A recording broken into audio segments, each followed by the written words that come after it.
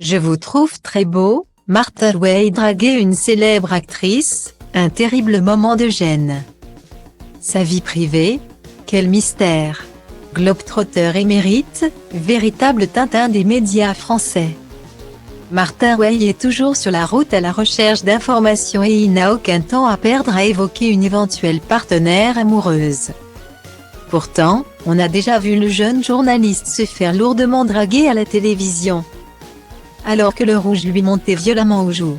Cette séquence remonte à l'année 2017. Au mois de février, alors qu'il était chroniqueur dans l'émission Quotidien, sur la chaîne TMC, et que la comédienne Louise Bourgoin venait assurer la promotion du film Sous le même toit avec son partenaire de scène Gilles Lelouch. Grande habituée de ce plateau télé, Louise Bourgoin était en territoire conquis quand elle a débarqué dans l'émission Quotidien, face à Yann Barthès.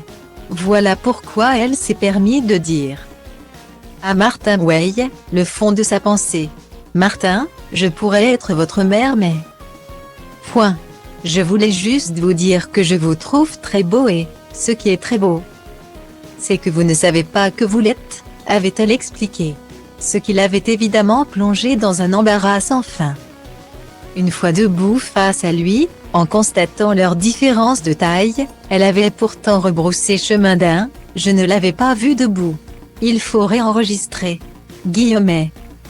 S'il avait fait semblant, par la suite, de laisser son numéro de téléphone à Louise Bourgoin sur son compte Twitter, Martha Way en était restée là.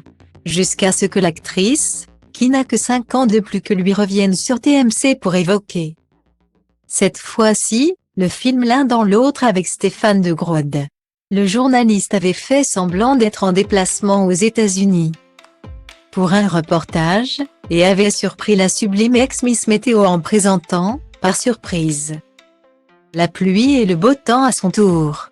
Il avait finalement quitté le fond vert pour venir lui faire une bise, tentant tant bien que mal de vaincre sa timidité maladive. Et depuis, seuls le savent.